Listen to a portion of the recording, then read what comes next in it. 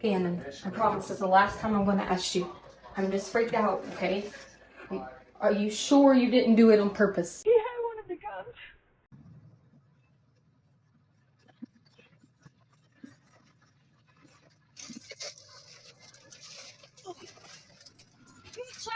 She keeps threatening me. Stop. Well, she keeps threatening Stop.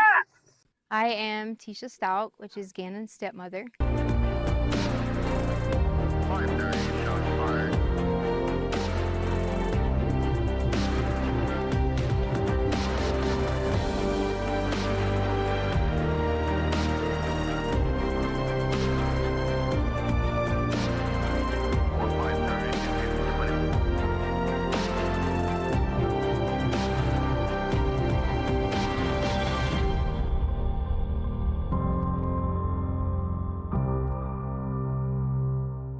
Hello and welcome to the channel. For those of you just clicking on this video, please be aware that this is part of a deep dive series, and there are two previous videos that I recommend you watch before starting this one. You can click the link at the top of the video to go to part 1, or you can find the playlist on my channel. For those already following along from the start, we left off the last episode as Letecia Stauch finally showed up at the El Paso County Sheriff's Office around midday for her formal interview with detectives. What immediately caught attention was her car, freshly washed and still dripping with water. This was the now infamous Tiguan. From that point on, everything started to fall apart. Her story, or rather stories, were so tangled and inconsistent that even she couldn't keep them straight. She actually brought handwritten notes to refer to during questioning. Letecia told detectives that she'd been attacked in the family's basement by a man she described as Hispanic, supposedly named Eduardo. She claimed he held her at gunpoint, struck her in the head, assaulted her, and then abducted Gannon. According to her, the attacker demanded a suitcase and a cardboard box before leaving with the boy, a detail that would later become chillingly significant.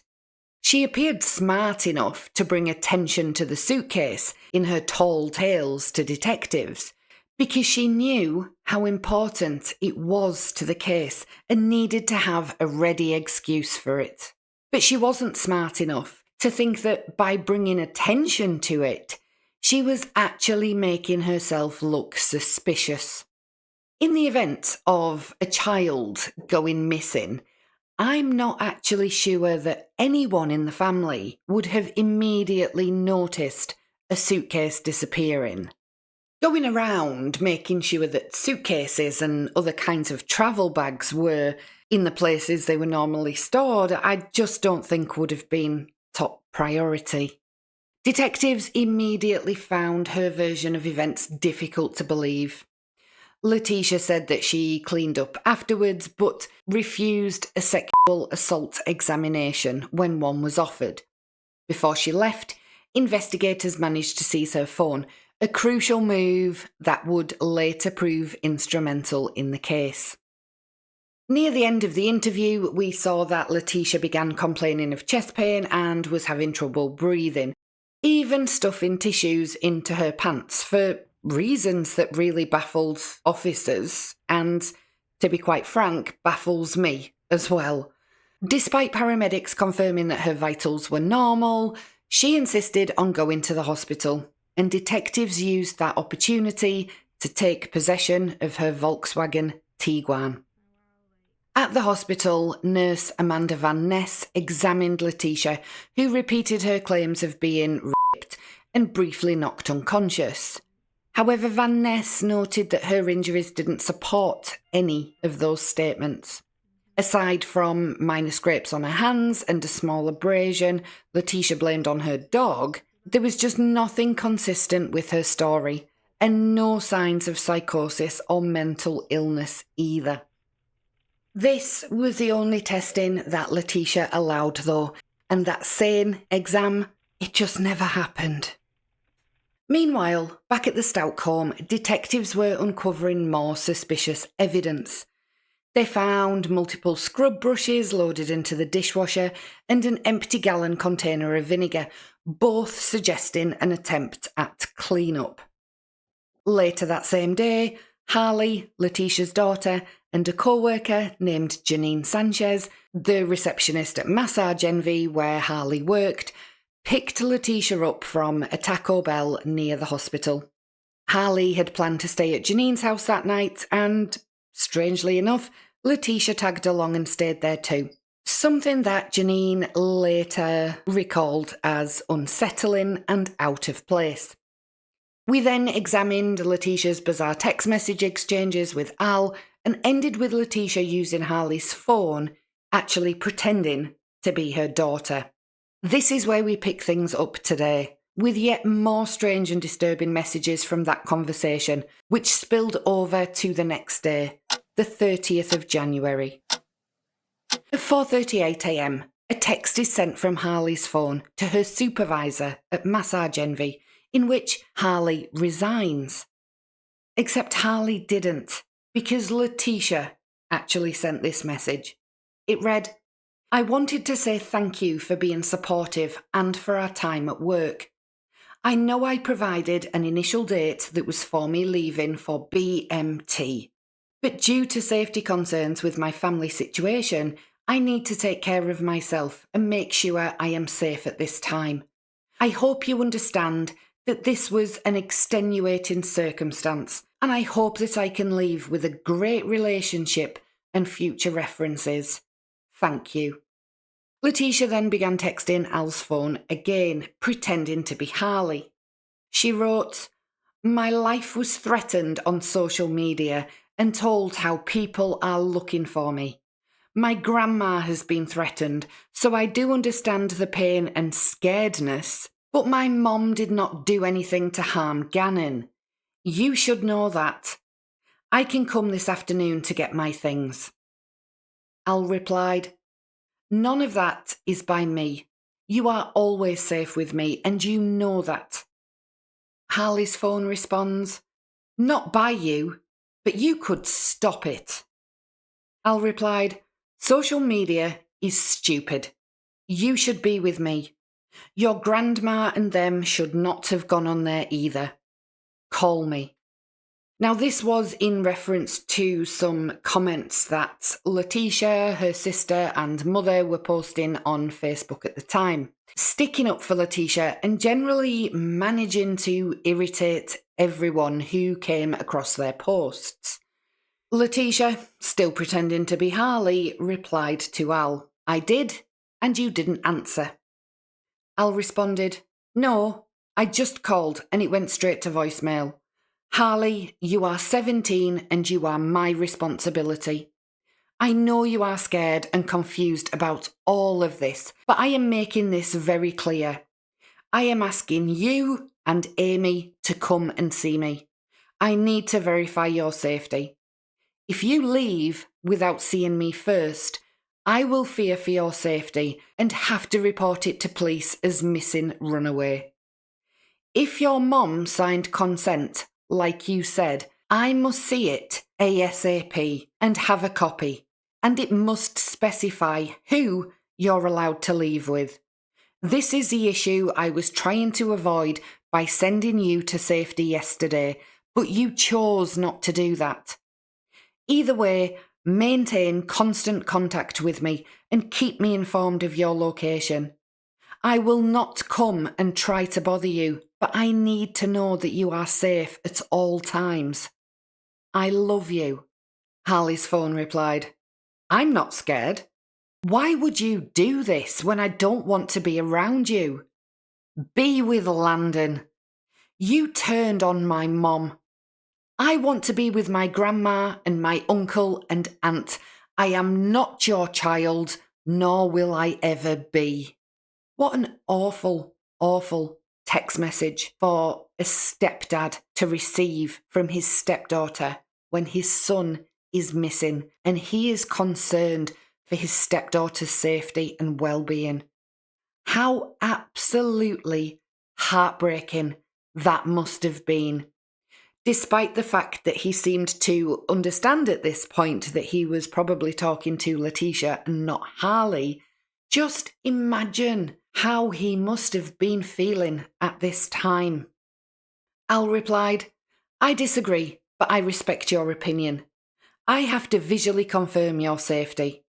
After that, if you decide to leave with your family, we'll work through that. Where can we meet? I'm about to go to Lena's school, so we can meet there or close to the house." Harley's phone replied, "You promised I could get my things with my family, and you said no one would be there but you." Al responded, "Yes, but you're not working with me." Harley's phone texted back, "I'm not. You will do to me like you did to Mom. Please stop. You have your car. Give it to Landon. I paid for it all this time. Stop trying to force me to do something." Al replied, "I'm not getting into a text battle. I need to confirm your safety, and then what you do from there is your decision. Someone is influencing you wrongly." Harley's phone retorted, "Influencing me to go with my blood family? We have the same blood, so how is that wrong? I'm safe, so please let me go with my family to get my things." Al replied, "I have to confirm." Harley's phone texted back, "I'm not meeting you. What is wrong with you? I do not want to be around you if my mom is not there." Al replied, 10:30 at the house to get your stuff. Harley's phone wrote, "I have been asking for confirmation because we need to get a rental truck to transport. We could never get that from you, so we have to make plans." Al replied, "That means nothing to the authorities." Harley's phone responded, "Why are you trying to take me? What do you get out of forcing me when I hate you now? No one's influencing me. I hate you." Wow. Just put yourself in Al's shoes. This is your stepdaughter. Your son is missing. And you're receiving these text messages. This amount of disrespect and hate is being thrown at you from somebody that you really care for, a stepdaughter that you love. How would you feel? Al's reply was measured, not forcing you, only confirming your safety. Harley's phone replied, "You mean nothing to me, none of you. You set my mom up so you could be with your ex-wife. I hate you." Al wrote, "Well, I love you, and I'm really sorry you feel that way." Harley's phone fired back, "If you don't want to be with me and my mom, then you can't have me. She's the best mom ever, and she would not harm anyone. You are doing this for control. Mom's attorney is coming to get her things. He will have an order." I just can't even get my head around the fact that Al was actually dealing with all this in the first crucial days and hours of his son being missing. This is just incredibly insane. None of us realised exactly what was going on with these text messages. We didn't know at the time. Al was literally dealing with so much, and Al and Landon, as I said in the last episode, have come under fire for their parts in this case. And we will go into that in a future episode, but I do have to say, how much was one man expected to take from his wife and his stepdaughter while he's absolutely terrified for the safety of his missing child? Al didn't reply to that message, and Letecia actually left him alone for a little bit because her family were flying in to support her. She did, of course, go on to purchase a mobile phone, but while she was busy with other things that morning, it was a welcome break for Al because he was busy with the police. The search for 11-year-old Gannon Stauch had reached a critical turning point. What began as a simple runaway report was no longer plausible. Too much time had passed. The freezing winter temperatures were growing more dangerous by the hour, and authorities knew that Gannon's medical needs added another layer of urgency. That afternoon, the El Paso County Sheriff's Office officially reclassified his case. Gannon was now listed as an endangered missing child. During a press briefing that day, law enforcement made it clear that every possible factor demanded immediate escalation. They noted the bitter cold, the long period since Gannon was last seen, and most importantly, his young age, only 11 years old, coupled with the fact that he required daily medication. An official explained, "We want to make sure every available resource is working to bring him home safely." With the upgraded status came expanded resources. The Sheriff's Office could now call in specialised teams from the National Centre for Missing and Exploited Children, as well as assistance from the FBI's Child Abduction Rapid Deployment Unit. Experts trained in search, rescue and investigative coordination for missing minors. Flyers circulated everywhere, listing Gannon's description: 4 feet 9 inches tall, around 90 pounds, with brown hair and brown eyes. He had last been seen wearing a blue fleece hoodie, blue jeans and sneakers. Within hours, the once local search turned into a massive operation across El Paso County. Searchers braved the snow, trudging through wooded areas and open fields. Teams of volunteers, neighbours, and even people on horseback combed through rural terrain, while cadaver dogs and tracking units scanned ditches, culverts, and nearby bodies of water for any trace of the missing boy. That morning, as media coverage was beginning to intensify, members of Letecia Stauch's family flew into Colorado to stand by her side, or at least appear to. Her mother, Deborah Locklear, her aunt, Brenda Acquard, and her half-brother, Dakota Lowry, all arrived at the airport and rented a Nissan Altima. Remember how we said that Letecia was playing musical Cars? Well, that wasn't over just yet. While Letecia was waiting for her family's arrival, Harley drove her in the Jetta to Marshall's, a discount clothing store. Behind the scenes, investigators were focusing on Letecia. Something about her shifting stories and unusual behaviour hadn't been sitting right with detectives at all. On January the 30th, the very same day Gannon's case was reclassified, law enforcement quietly began covert surveillance on both Letecia and her daughter, Harley. From the start, their observations raised eyebrows.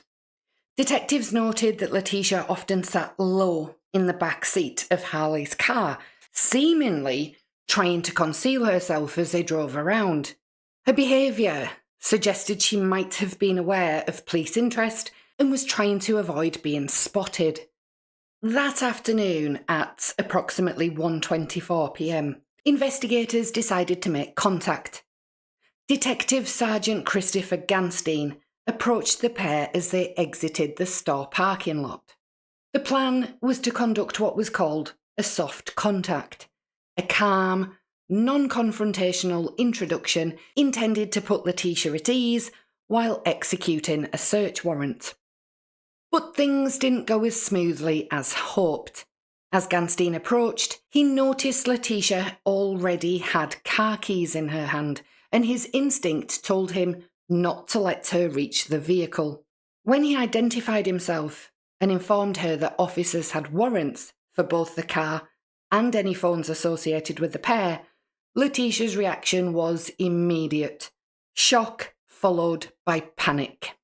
She began backing away and then abruptly turned and bolted across the parking lot. And I don't just mean a jog, she literally bolted like a horse out of the stables. She was fleeing. The detective sprinted after her, but before he could catch up, Letecia flung the car keys across the pavement in an apparent attempt to cause chaos or buy herself some time. Meanwhile, Harley was visibly distraught, crying uncontrollably as officers intervened to secure the scene. Investigators quickly moved in to collect the phones before either woman could delete or alter anything. Harley's emotional state forced detectives to pause momentarily to calm her down before they could proceed. She was sobbing hysterically and shouting to her mother. Letecia and Harley remained in the parking lot, waiting for their family to meet them as planned. They drove together to the extended stay suites, where they would spend the night with Harley, Dakota and Letecia, all staying in one room together. By nightfall, multiple agencies, including local deputies, the Colorado Springs Police Department and the FBI, were working the case full throttle. Search teams had expanded their grid, focusing on rural areas of El Paso County, creek beds, and wooded stretches off Highway 105. Despite freezing temperatures, volunteers kept searching through the dark, using flashlights and drones equipped with heat sensors. Inside the command centre, detectives began combing through Letecia's phone data, cross-checking it with cell tower records and surveillance footage from nearby businesses. Even in those early hours, the inconsistencies in her story were really beginning to unravel quickly. And as January the 30th came to a close, the public narrative that Gannon had simply run away was effectively over. Law enforcement no longer believed that story. Behind closed doors, they were already treating the case as a criminal homicide investigation, and Letecia Stauch was now at the very top of their list. On the morning of the 31st of January 2020, Letecia's mother, Deborah Locklear, rented a move-in type van for Letecia and Harley to move their things out of the family home. Letecia and her stepbrother Dakota went to the police station to get Letecia's handbag back. It's unclear whether they were successful in having the bag returned or not, but after leaving the police station, they drove to the Stauch home, and Letecia and Harley officially moved out. They were observed doing so by law enforcement, and officers checked everything they were removing from the house. Dakota was the one who was driving the van at this time. In an attempt to control a narrative, Letecia reached out to a local Colorado news station, KKTV 11 News, and agreed to a recorded interview, one that would soon become infamous. At 12:10 p.m, standing outside the hotel where she and her family had been staying, Letecia appeared tense, but determined to portray herself as a victim of public scrutiny. The most striking part of her interview was that she refused to face the camera. She stood with her back turned, speaking over her shoulder, as if already aware of the outrage her words would provoke. During the interview, she firmly denied any involvement in Gannon's disappearance or harm coming to him, stating emphatically, "I would never, ever, ever hurt this child." Her tone alternated between defensive and indignant as she criticised what she described as lies and wild theories spreading online. Letecia insisted she was being unfairly accused and said she couldn't wait for the day when she'd be vindicated. She said, "I'm going to be so happy when I can tell everyone they owe me a sincere apology for all these things people have said I did.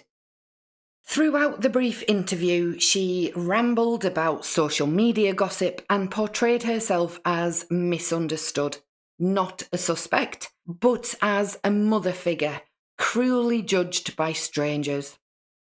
Harley stood nearby during the recording, visibly uncomfortable, especially when Letecia asked her to come and speak.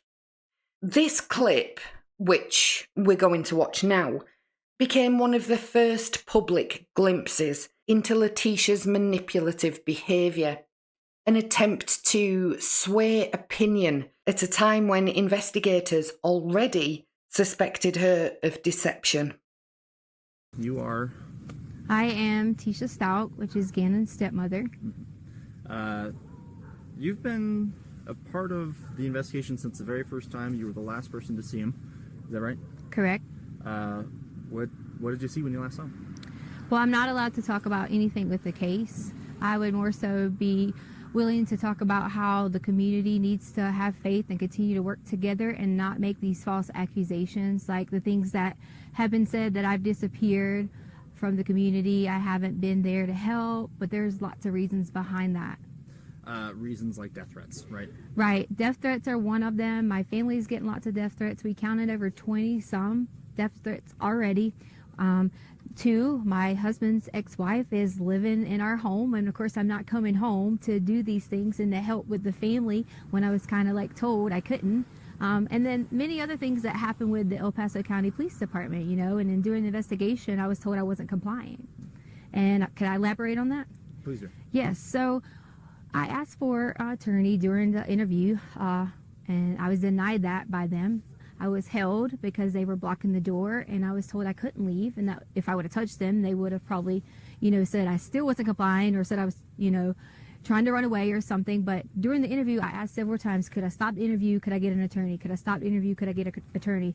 I was denied. I was told I couldn't get nothing to drink. I couldn't go to the bathroom. I mean, it was continuously that my constitutional rights were violated. And that's why you say that they said then you weren't cooperating with the investigation. That's why they said I wasn't cooperating at that time, correct. And why did you ask for an attorney at the time? Well, I asked for an attorney at the time because there was one individual, there was two really good detectives, and so I'm not, you know, going to talk bad about detectives, but the tactics they started to get when I would answer questions, they try to, you know, they're detectives, they're supposed to twist, the one main goal is to find Gannon. But during that time, some of those things made me feel uncomfortable the way they were saying things, so I immediately stopped and felt like an attorney would help me with some of the vocabulary and things like that I needed help with and understanding some of the things that they were asking. I'm going to shift gears to what has become a huge online presence of people obviously trying to do the right thing, help find Gannon. But at the same time, sometimes it just feels like rumor mongering. Have you seen any of those comments yourself? We have. And see, that's one of the main things we haven't been around in the public eye, because I didn't want to expose my family to it if all these things were going on. You know, there was comments about Gannon getting pushed off the hike, and there was comments about this, and that's just not true. I took care of Gannon for the last 2 years in our home because his mother didn't want to do it. And I would never, ever hurt this child. And I know there's some questions out there about, okay, so tell me what happens. That's up to the investigations when they end up letting you guys know, but I've cooperated with them, even to the point that we were held with a gun, and my daughter, a 17-year-old who serves our country in the United States Air Force, who has never committed a crime or done anything wrong in her life, was put in handcuffs over the keys that was in her purse so they could take her car. And they weren't in there? They weren't even in her car, in her purse. And they were in my pocket. You originally didn't even know it was the law enforcement officers? I didn't know it was a law enforcement officer because when he came out, I guess he was putting his jacket on, and it wasn't necessarily his fault. He was adjusting and happened to catch me. But I saw the gun and I panicked originally and kind of thought, oh gosh, I got to, like, who's this guy? And then once I realized it was the sheriff's office, I was totally okay, but they still had a gun and told me they were going to shoot me.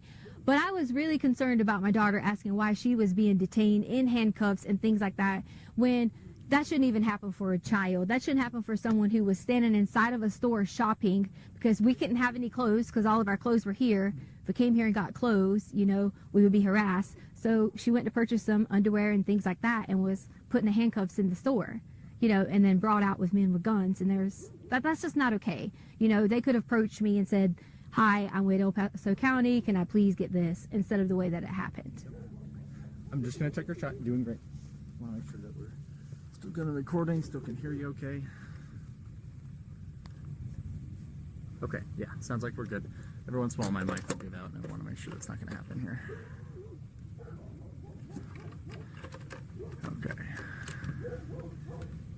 I should try and clarify here. Not necessarily crime rates, but the way that people are reacting online to rumors about you with the search. Oh yes, wow. The rumors have gotten so bad. I pretty much have been told at least 10 different ways that these people have these conspiracy theories. I guess they watch a lot of law shows and maybe they have all these theories on how Gannon is dead. And that's what they're saying. So I'm like, why are you saying Gannon is dead? He is not dead. We are going to find Gannon. And that's the main goal that we all have. My family has. Just because you haven't seen us, we have that same goal. We've been out searching. My aunt has been out searching. My family has been out searching. We all have been doing that together so that we could protect each other. How does it feel when not only you have a lost child who you are in care of, but then people blaming you for that child not being there? You know, I'm just ready for Gannon to come home. Most importantly, for him to see his family. But second, I am going to be so ecstatic when I'm able to say to people that I hope they have a really sincere apology for all these theories that have came out online, for all the things they said that I have done or people have done. And I just want everyone to know that we're going to find Gannon. And I love him so much. I've helped taking care of him for so long. Can you talk to me a little bit about him? I don't know him. Gannon is so kind, and he loves to play video games. That's one of his favorite things. He loves Sonic and Mario, and you know, he's always helpful, and he was always so helpful with the dogs around the house, and we have 2 little cute dogs, and he was always like a person I could say, Gannon, can you go do this? And he would do it right away. You know, sometimes with kids we have to remind them and things like that, and that's okay, but he was so sweet and able to help anyone. He could notice when you're sick and say, are you okay? And such a kind heart. I know you just said that you can't say anything about the investigation, so you can just say so again if you can't answer this, but is there anything we can hear about the hike? Was there a hike? That just seems like rumors right now. You know what? Could we bring my daughter up here? Because she can go and say that, you know, she came home from work after the hike and she can verify that Gannon was at our home. Okay, yeah, that's fine with me. If she doesn't want to, that's okay, but you're allowed to ask her. Sound okay so far? Yes. I need Harley. Because they want you to verify was Gannon at home after the hike. Because you didn't go to the hike, but you came home from work. Do you want me to just say yes? No, just answer the question. Yes, you came home from work and you can verify Gannon was at home. Yeah. I told her she didn't have to be too in-depth because she is still, you know, a child. But I want to make sure that someone knows that there's another person to verify that Gannon. Sure. Does she need to hold this? No. Yes, so I came home later that evening. I was at work, and I can verify that he was there that night. So there was a hike that you guys went on, but then you guys came home. Yes. Where'd you guys go hiking? Garden of the Gods. Oh, yes. Okay. I guess when. And then we ate Burger King afterwards, so, you know. There you go. Yeah. And then it just was, I'm gonna go to play at a friend's house. And then it was just, I'm off to go to play at a friend's house. Unfortunately, I'm not able to like comment on that anymore, and for that reason is because some things have been turned and twisted, and you know, that was one of those stories you were talking about where people say things. We had to hear things like who would let their child go out at dark and things like that, and that's just why I don't want to answer that. If I had to give, I'm not gonna say that part. That's okay. Never mind. That's right. I could take that out. I understand that it gets tricky with Yeah. legal stuff. Do you feel like I asked you what I need to? Do you feel like this is going to help kind of turn the tide of what feels like a witch hunt, in my opinion? I hope. Am I on camera now? You are still. Okay. I think that a lot of people can see that I'm not missing and see that I am being cooperative, but to me, it's okay that they think those things because the way someone thinks about me, I don't have a problem with that. My main thing is I would never want someone to think that I would hurt Gannon or any of the children in our home because that's just not the case. I've spent my whole entire life working so hard in education. There was even things online that was talking about my education license and I shouldn't even be a teacher, and they just didn't know that. Like, we moved on a military move and I didn't finish out my contract, so I gave up my license in that state. It had nothing to do with any criminal activity, you know, or any of those things. And it just got blown out of proportion on my professional status, you know. And do you feel like these are just internet detectives who think they know what they're doing? it definitely is. And, you know, here's the thing that kind of saddens me. It's like, if you're going to talk about someone like that and have a witch hunt out for them, why would you even care, like, about doing those things? Because this is a child. You're telling me that you're just as mean, you're just as hateful to talk about someone else like that. That's how I feel. Like, we just should not. We should all come together and wait until the end and see what happens, because Gannon's going to come home. Any message for Gannon? The message for Gannon I have is, Gannon, when you get here, you'll be able to truly tell what happened. And then I really hope I get a sincere apology from everyone who has made all those things, especially from my husband. We just wanted to add a message to Gannon from my family, is that we love you and miss you, and we hope that you come home soon.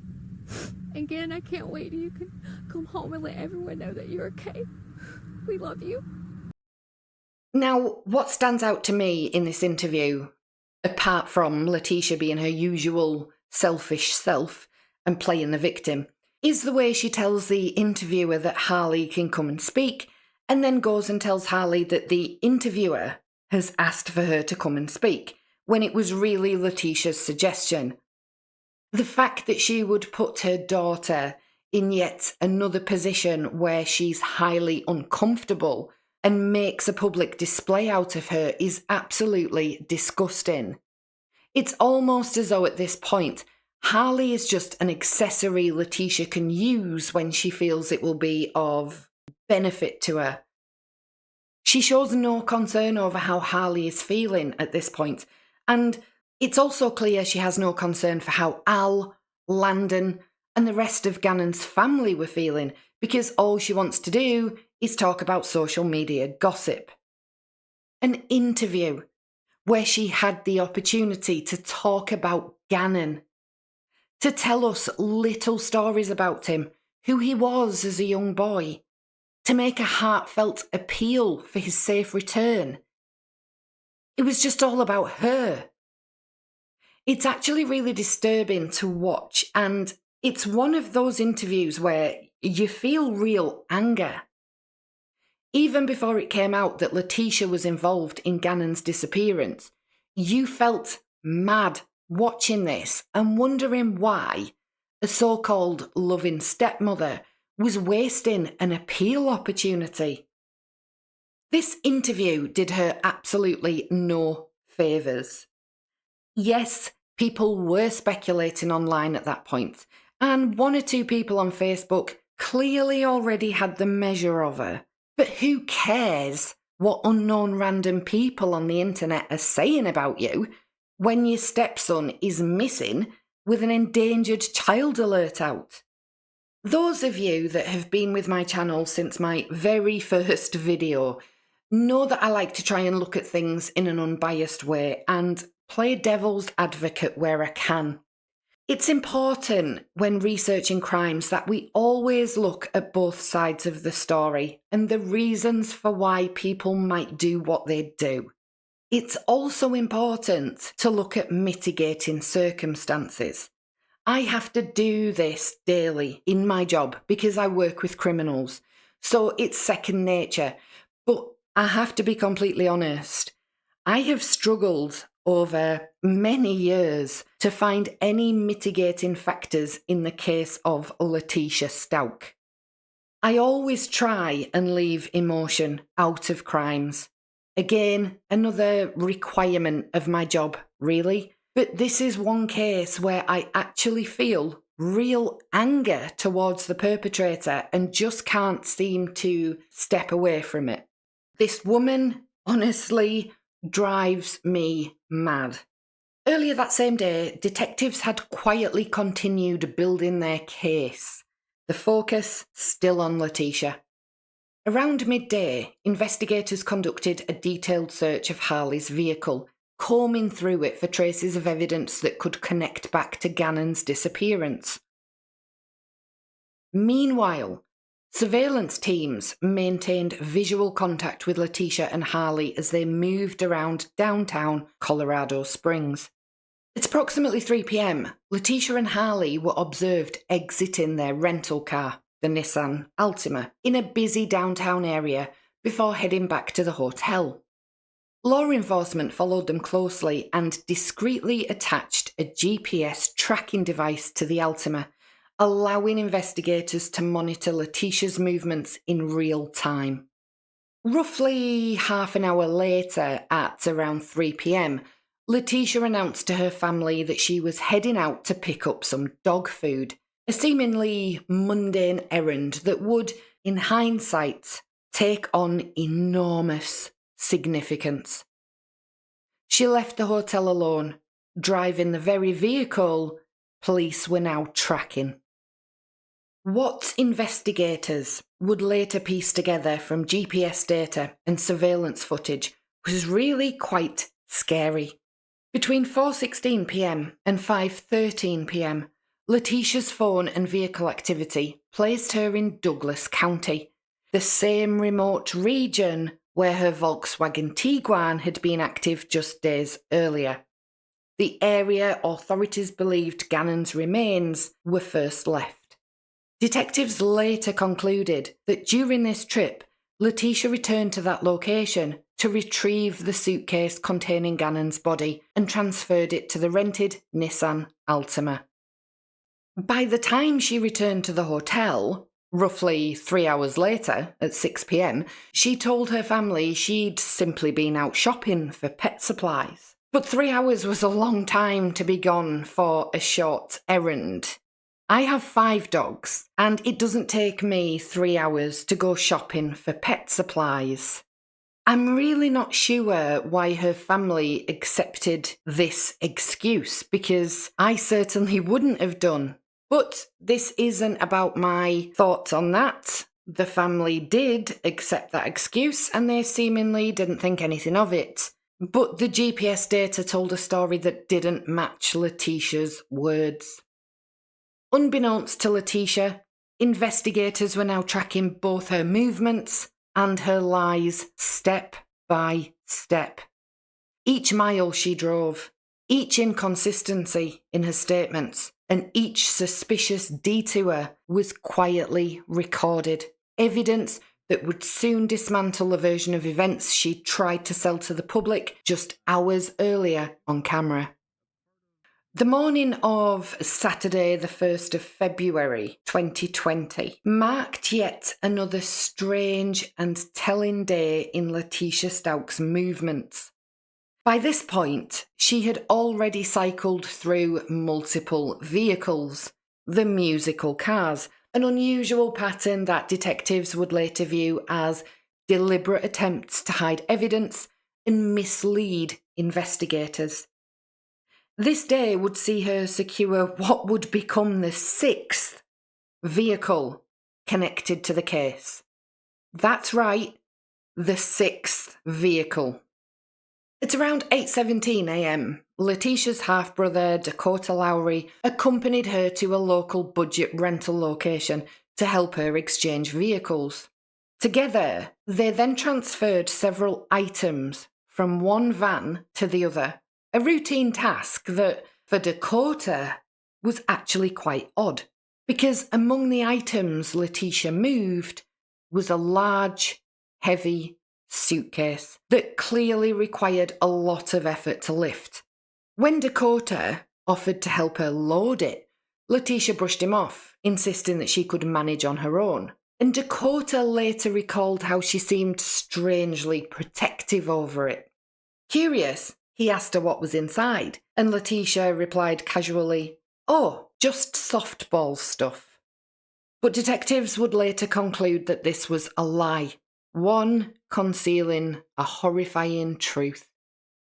Later that morning, Letecia and Harley loaded up the newly rented van and began driving east. Their destination? Florida.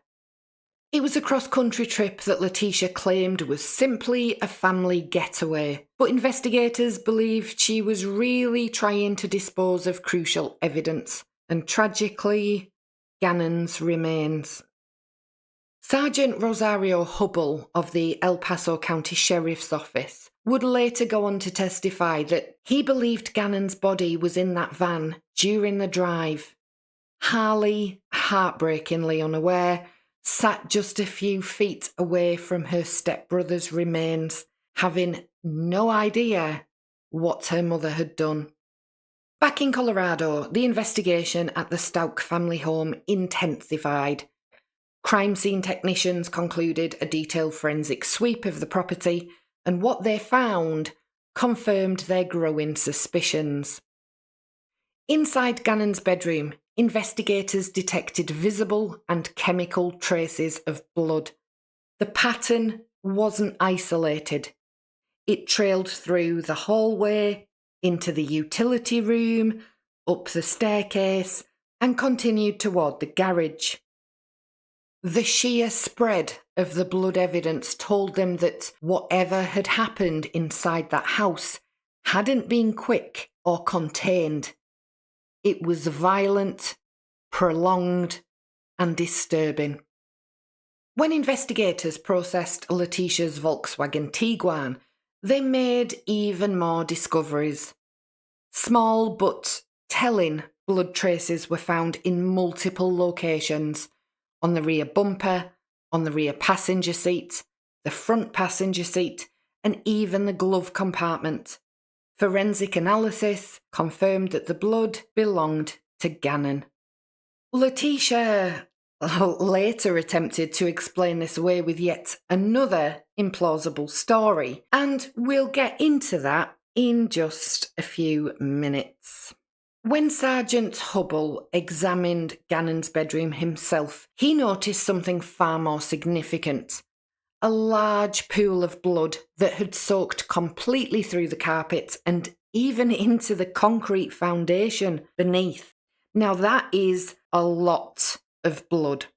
One of the crime scene analysts later described the scene as dynamic, meaning that there were multiple actions, not a single isolated event.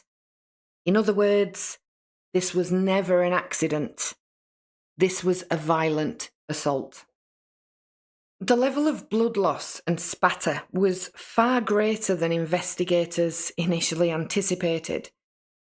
2 sections of carpet and a rug were removed for DNA testing, though the piece of carpet Letecia had previously claimed was damaged by a candle fire was suspiciously missing. Inside the room, detectives also noted the strong odour of ammonia and bleach, classic signs of a clean-up attempt. Detective Pete Vigil, one of the investigators present, later recalled that the chemical smell was so strong it was unmistakable even from the hallway. While searching the home, officers also found 3 shotguns, but no handguns were recovered. Elsewhere, that same day, Albert Stauch voluntarily turned over his Nissan Frontier pickup truck to investigators, cooperating fully with the investigation and doing everything and more that was required of him. Meanwhile, Letecia, already on her way out of state, continued trying to manipulate communication. From a new phone number, she texted Detective Bethel, asking for her passport back, claiming that she needed it for travel purposes. This message, obviously, immediately raised red flags. And I don't know why Letecia thought that this was never going to shine a spotlight on her. Who in their right mind would be sending messages like this to detectives? It's absolutely crazy where her head was at this time. At around 6 minutes past 4 in the evening, Dakota returned the previously rented Nissan Altima to the Colorado Springs airport location, closing out the earlier rental agreement. Letecia, now behind the wheel of the second van, made another stop at a Walmart in Trinidad, Colorado, where she purchased yet another cell phone. A move detectives interpreted as an attempt to avoid surveillance and tracking on her original devices. From there, the van continued its journey south through Colorado and into Texas, travelling steadily between noon and 10 p.m. Unbeknownst to Harley, who was in the passenger seat, this was not a family trip. It was a desperate and calculated effort to distance Letecia from her crimes. And somewhere along that lonely highway, in the back of that van, the secret that she had fought to hide for days remained sealed inside a suitcase. On the 2nd of February, Letecia's rental van travelled to Amarillo, Texas at 10 p.m. and remained there until at least 10 a.m. the following day. The van then travelled through Texas at 4 p.m. and stopped at 10 p.m. It stayed at the Candlewood Suites in Decatur, Texas until the following day. On the 3rd of February at 10 a.m, the van then travelled out of Texas. Meanwhile, things were happening back at the Stauch home. One of the neighbours, Roderick Drayton, released his home security footage. Right now, the search continues tonight for Gannon Stauch, now missing a full week from his home in southeastern Colorado Springs, and perhaps a key piece of the puzzle now in the hands of investigators. A neighbor has told us that he turned over a key piece of evidence that investigators told him was the break they needed. We're not revealing what that information is, as it might compromise the situation. And what happened today is, like, forensic was there and the cops came back, so there was a lot of activity around the house. You think this, what you've given him, is going to help solve this case? Yes, I think so. I think it's very important what I gave to him. This footage showed Letecia and Gannon leaving together on the 27th of January.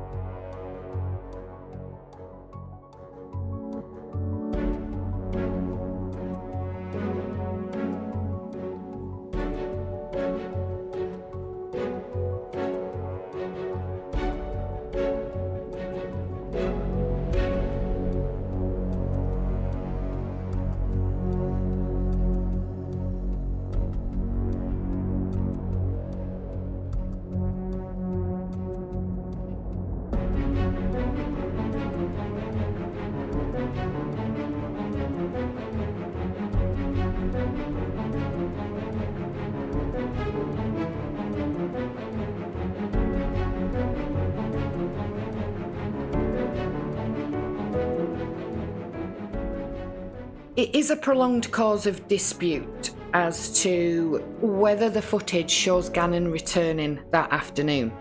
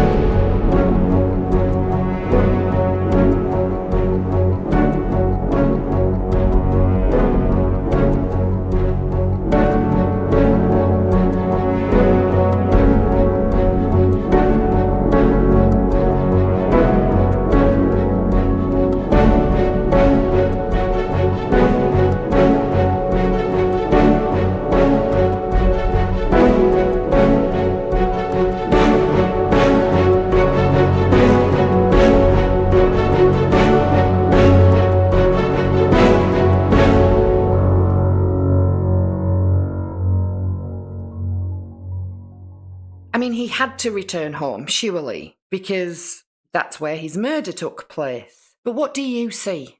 Do you see him exiting the vehicle? What is very noticeable is Gannon's behaviour as he leaves the home to get into the Tiguan. We see him walk to the car, but then he either drops something or something slides from his pocket, potentially a mobile phone, because it does look a little bit like an electronic device. For whatever reason, Gannon doesn't attempt to pick this up, and instead, Letecia picks it up for him.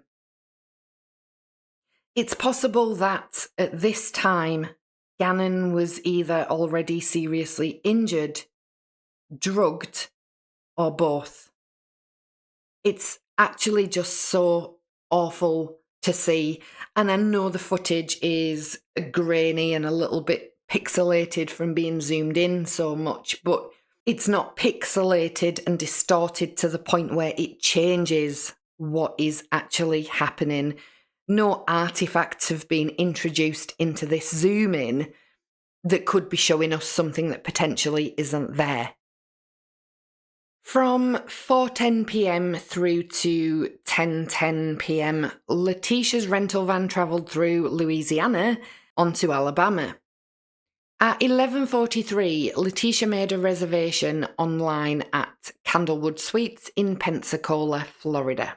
And at exactly 12:23 a.m. Eastern Time on the 4th of February, Letecia and Harley checked into the Candlewood Suites Hotel. It was a long drive from Colorado, one that investigators later determined had a really disturbing purpose. The hotel she chose was located just 3 miles away from where Gannon's remains would later be discovered by construction workers in March. The proximity was no coincidence. Letecia stayed only a few short hours at the hotel, checking out at 11:11 a.m. But those early morning hours have drawn the most scrutiny from investigators. At some point during the night, while Harley slept in the hotel room, Letecia quietly slipped out. She took the rental van and drove toward the small, quiet town of Paso. In Paso, there is a narrow stretch of road that crosses the Escambia River, a dark, secluded area surrounded by thick trees and marshland. That bridge, known as the Escambia River Bridge, became the suspected site of Letecia's final act of cruelty towards Gannon. It's theorised that she chose this remote location deliberately, under the cover of darkness, to dispose of his remains, possibly intending for the current to carry him out toward the Gulf of Mexico. The disturbing implication is that Gannon's body was inside this van for the entire journey from Colorado to Florida, passing through countless towns and cities, while Letecia continued to act as if nothing was wrong and she was just taking a family trip with Harley. After leaving the Pensacola area that morning, the van's recorded travel data showed it heading east, moving from Ferry Pass toward Lake City, Florida. Meanwhile, back in Colorado, investigators continued their work at the Stauch family home. Detectives, crime scene technicians, and evidence teams were still combing through rooms, gathering samples, and trying to reconstruct what had really happened to Gannon inside those walls. That same day, the El Paso County Sheriff's Office released an emotional public appeal. In a video, Albert and Landon, alongside their daughter, Lena, pleaded for Gannon's safe return. Their voices cracked with desperation as they spoke directly to the public and to Gannon, begging for any information that might bring their little boy home. How do I describe my G-Man, my Gannon? Gannon's my hero. I love him so much. He's not only my hero, he has multiple people that call him his hero as well. He has so many family members that just look up to him at such a small age. He's full of life. He's happy. He's energetic. He loves sports. He loves Sonic. He loves going outside, playing with his friends, his sister, his neighbor, especially Braden. This neighborhood basically gives you a true example of who my son is. Everybody coming together, all the smiles that people have. This is why I have hope, because I feel it. This is Gannon truly speaking to our community. Gannon he loves blue, he loves Sonic, he's into coding, he loves riding his bicycle with his sister, and I know that he's missing that right now. He holds his job as being Big Bubba very important, and for him not to be able to talk to his sisters has to be hurting him. This week has been awful. It's been more than a roller coaster ride. It's been more than emotional mess. I don't even have answers for my feelings other than I'm afraid. I'm afraid that I will never hear his voice, that I will never hear him run and say, "Mommy," that I'll never hear those corny jokes that he always tells every single day. He has to tell me a joke. He looks forward to telling me something silly. And I'm afraid that I may never see that again or hear it. I don't want to believe that, because that means that I'm giving up hope, and I'm not giving up hope because my son is full of hope. So I'm urging anyone that has any leads, credible leads, if you're too afraid because you know something, a kid just doesn't disappear and no one sees him. It's not how this works. So if you have anything that's credible, if you're afraid, don't worry about it. Imagine my son, how afraid he is. Imagine how afraid Gannon is. So please call, please write. If you need to have someone else to do it for you, please do. Because my son deserves to be here. He deserves to be here. Please call the El Paso Sheriff's County and let them know. And I thank you guys, the community, for what you've done, because this is Gannon. This is who he is.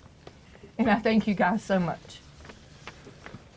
When Gannon was born, he weighed only 1 pound and 6 ounces, and even today he's still our miracle child. He still is. And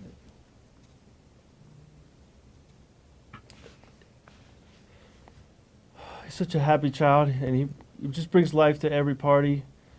His smile, even today, is keeping us going. His infectious smile brings me joy every time I think about it.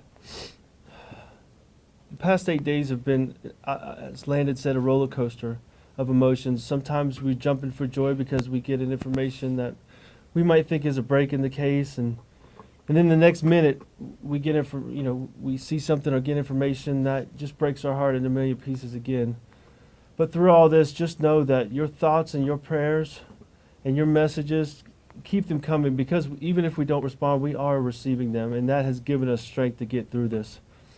And I do want to say I'm so proud of Lena, my little baby girl here, and of Landon, my children's mother. They've been so strong through this, stronger than I would have ever thought that I could have ever been, and I'm getting strength from them as well. As I said, please keep sending your thoughts and your prayers because we are receiving them. And if you have any information at all that could help, please reach out to the El Paso County Sheriff's Office with only credible information, but any information that you think may help. Thank you so much. Your turn, baby. I love you, Baba.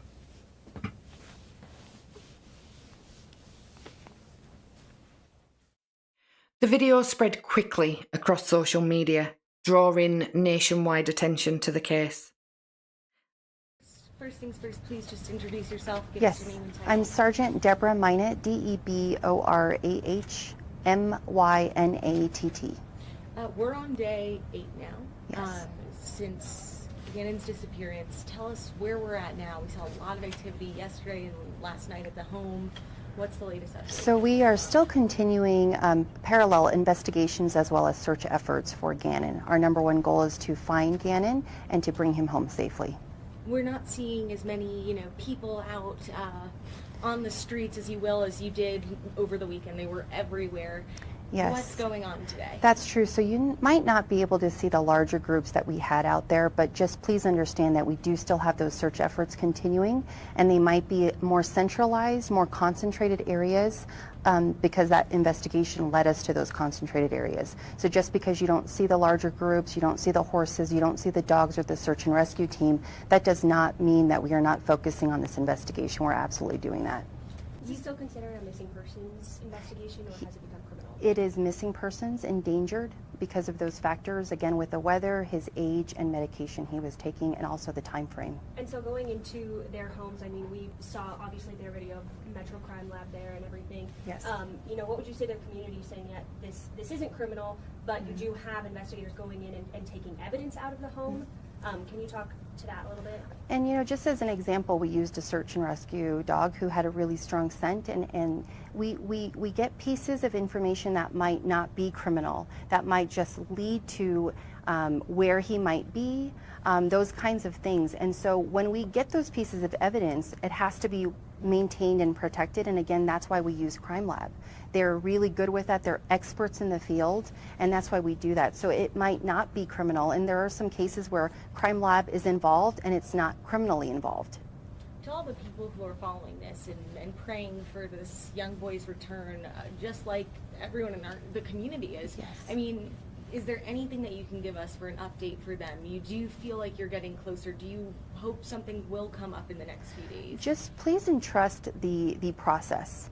And I understand, coming from an agency, there are so many of us that are parents here, and we understand this is a devastating, just to imagine, it's very devastating if that were you in the parents' shoes. And so please understand that this is sometimes a slow process, and I know that might be frustrating, but we have very skilled people here at our agency, and we have skilled resources that we're using with the FBI, with the Colorado Springs Police Department, and a lot of different resources that we're using to put the best method together, because again, all of them, each of them that have put passion into this case are thinking of Gannon, and it doesn't matter what piece that they have of this pie, they are thinking of Gannon and they want to bring him home safely.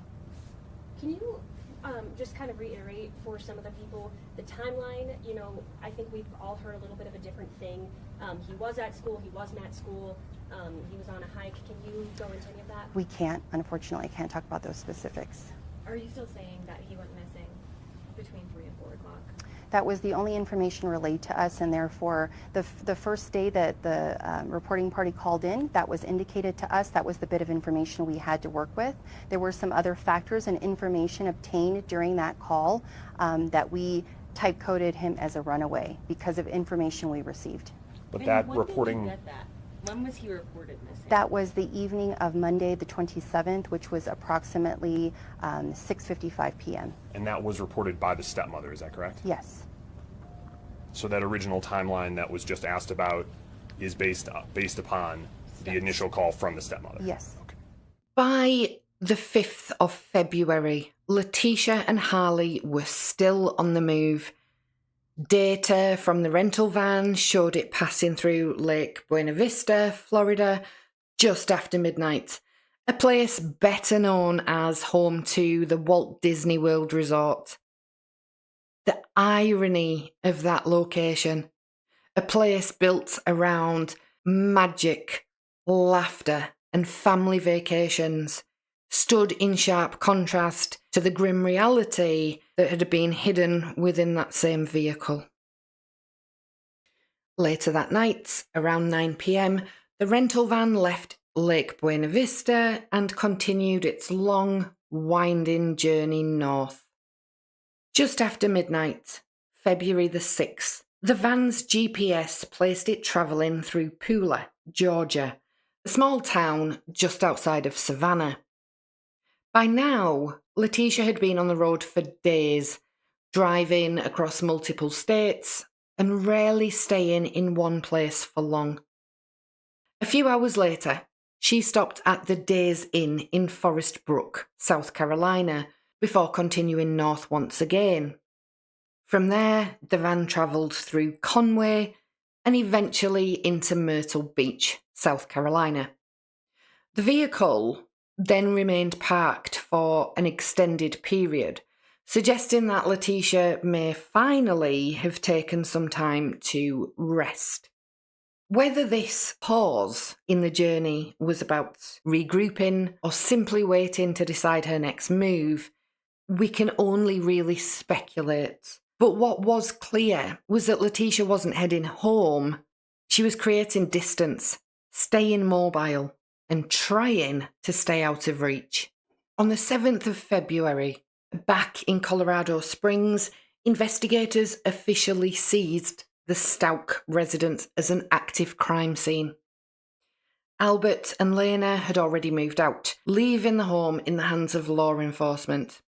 Every surface, every stain, and every hidden trace of evidence would now be meticulously documented and analysed.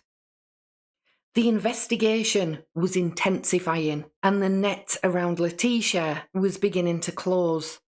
By the 12th of February, public interest in the case had exploded. Local and national media began reporting that law enforcement was searching a specific area, believed to be connected to the initial disposal of Gannon's remains. The same area where investigators thought Letecia's first attempt to hide evidence had taken place before her cross-country trip. That same day, the rental van that had carried Letecia across multiple states was finally returned to a rental location, marking the end of her long and really suspicious journey. Despite the growing evidence against her, Letecia still tried to control a narrative. She issued a public statement to Denver's Fox 31, denying claims that Gannon hadn't returned home with her on the day that he vanished. Letecia's tone in the statement was defensive and indignant, and she continued to insist that she had done absolutely nothing wrong, even as the investigators were actually closing in. Now, I did say before that Letecia had attempted to explain away the blood in the home and in her Tiguan with yet another implausible story. Well, this is it. She was telling everybody that Gannon had injured his foot during a woodworking project in the garage with his dad, and that he'd sat on her car's bumper while she bandaged the wound up for him. And breaking news this morning in the disappearance of 11-year-old Gannon Stauch. We're hearing exclusively from his stepmom, the last person to see him before he disappeared. Fox 31's Nicole Fierro, she's been following this since he went missing, frankly, and it's been a long 2 weeks. So what do we know? What is she saying? A very long 2 weeks. I spoke with her on the phone last night. She says she's getting criticism online from all over the world and even death threats. But in a statement exclusively to Fox 31, Letecia Stauch starts by thanking the people who have been searching for Gannon. First and foremost, I would like to thank all agencies, volunteers, and community members who are working diligently and praying endlessly to bring Gannon home safe. Thank you to my husband, who has stayed strong through this and protected our family to the best of his ability, and our immediate and extended family members throughout the East Coast. To Gannon, please come home soon because your daddy is waiting to watch the new Sonic movie that comes out this week. And the cool shirt I got you to wear to the theater, it's in your closet. She told me social media has been devastating and that it has been a challenge when people are trying to run you off the road, waiting outside your hotel, threatening to kill you, etc. She's asking the sheriff's office to take down some of the pages on social media. Fox 31 got this video from a neighbor who said he turned it over to police when he saw that Gannon didn't get out of Letecia Stauch's truck on the day he went missing. Stauch tells me Gannon was in the truck. Please don't think for a second that there isn't enough of technology to determine shadows and movement around the truck. There was also proof from my phone that we had taken a selfie in the truck in our driveway that was time-stamped. We always send pictures to Albert when we are out and about when he's away. And Stauch's also asking people to send in tips about suspicious cars or people in the area. I'll have that part of the story at 6 and 8, but a very long statement addressing so many different points that we've been wondering so much about. We've been wanting to hear from Ms. Stauch, and she said she felt that her safety was at risk, so she wanted me to read this statement, but she wanted to address several things in this case. The statement read, in full, "First and foremost, I would like to thank all agencies, volunteers and community members who are working diligently and praying endlessly to bring Gannon home safe. Thank you to my husband who has stayed strong through this and protected our family to the best of his ability, and our immediate and extended family members throughout the East Coast. To Gannon, please come home soon because your daddy is waiting to watch the new Sonic movie that comes out this week, and the cool shirt I got you to wear to the theatre is in your closet." Now, I'm sorry, I hate interjecting, but honestly, here we go again. Me. Letecia, the super stepmom, I've got you a Sonic shirt. Let's make it all about me, what I'm doing for you. Honestly, it makes me so angry. Social media has been devastating from the harsh comments, speculations, threats, cyberbullying, etc. It has been a challenge when people are trying to run you off the road, waiting outside your hotel, threatening to kill you, etc. I encourage the Sheriff's Office to take down those pages that promote negative behaviour and violence. Let's do what Gannon would do. Be kind to one another. We have all engaged in something crazy online at some point, but Gannon would want everyone to get along and to focus on finding him. I know that many people have kids and are invested in this because it hits close to home for them. I would like to think that overall, most people are genuine and want to do everything in their power to find G. With that being said, please take a step back for a moment and let me explain to you a few details that were not released. For example, just like the video that was leaked, there are additional details that were hidden due to 1. The department doing its job, 2. The effects of social media and how some individuals would criticise or hinder the investigation. I chose to listen. I didn't leak videos or information. But at this time, it's getting later in the process and we just want Gannon home. I feel the need to fill in some gaps. Now let me stress this.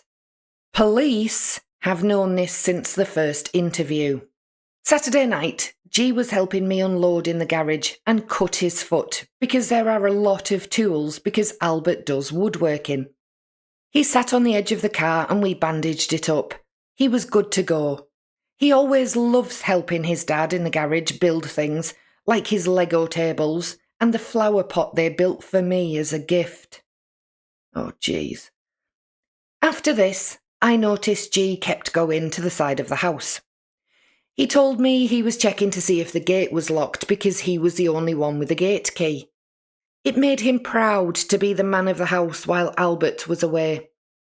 Fast forward, we did a hike on Sunday, cleared, and shopping on Monday, cleared as well for him getting out of the other side.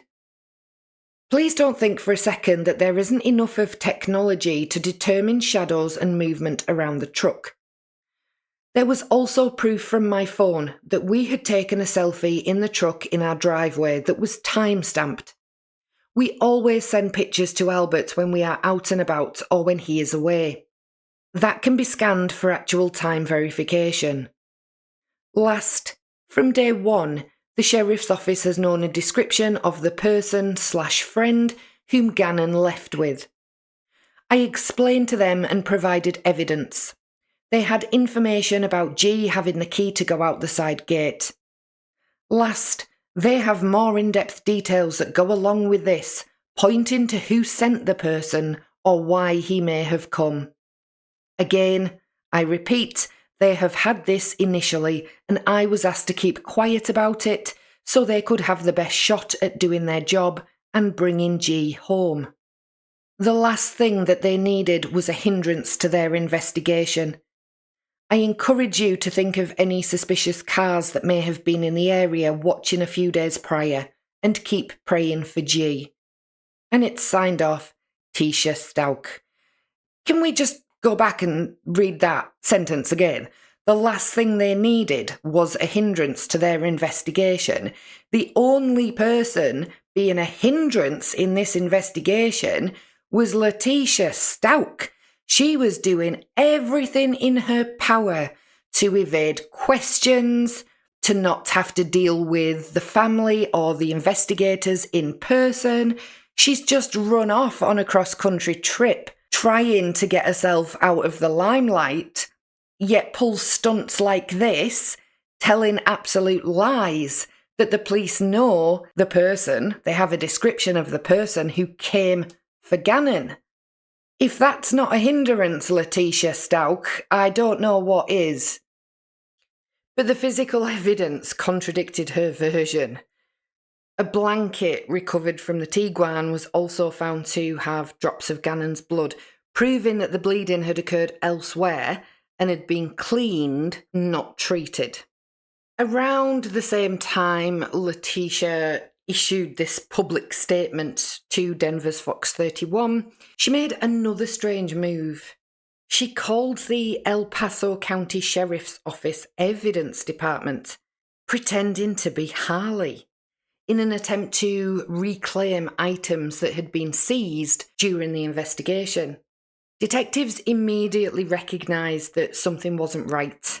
The items, of course, were not released. The case was still very much active, and by now, authorities were actually just building a strong, detailed timeline of Letecia's every move. All this backing and forthing that Letecia does with detectives, you know, she FaceTimes them. We saw in the last episode that she was FaceTiming and sending really strange messages to Detective Bethel. And she does all of this like it's normal. It's normal to be in communication with these detectives, drawing attention to yourself, asking for your passport back when you've had items seized, so you know that you're being investigated or at least looked into. And now calling them up and pretending to be her daughter, asking for items that were seized to be given back. It's completely bizarre. What criminal does this? It just doesn't play out like this in the real world. And I think this is where some thoughts of mental illness and various personality disorders start creeping in when we look at Letecia Stauch. There has to have been something wrong with her mentally. There has to have been something wrong with her personality. Now, we're going to go into all of that in another video, and I, of course, am not a psychologist or a psychiatrist, and I am not qualified to diagnose any kind of behavioural disorder, any kind of personality disorder, or any kind of mental health issue. But I do work with criminals, and I do have some insight into the basics.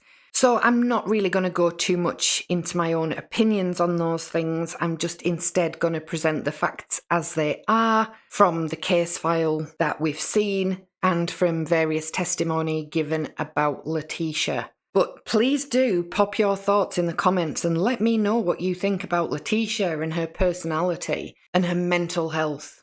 And for any of you that do work in that field, please do provide your insight, because it is absolutely fascinating. As I said, it is all subject matter for another video as far as that is concerned, but anyone qualified out there, please do feel free to weigh in, because we would all love to hear your thoughts. The walls were really starting to close in around Letecia. Investigators had her digital footprints, her travel history, and a house full of evidence that told its own story. One far different from the version she gave to the media. But the following day, everything would change. It was then that Letecia began speaking with Al in a series of recorded phone calls that would expose more than she could have ever imagined. Her words, her tone, and the shifting lies that poured out during those calls would become some of the most chilling and revealing moments in the entire case. And that's where we'll pick up next time, when Letecia starts to talk again and the truth continues to unravel. Thank you so much for coming on this deep dive journey with me. Please make sure to subscribe and hit that notification bell so you don't miss the next video in this series. Let me know your thoughts in the comments. Does Letecia seem at all rational to you? Do you see Gannon get out of the car in the neighbour surveillance footage? And how do you think Al is feeling about Letecia at this point? I'll see you all in the next one. In the meantime, stay curious, stay kind, and take care of yourselves. I've been Fiona, and this has been Case Continued.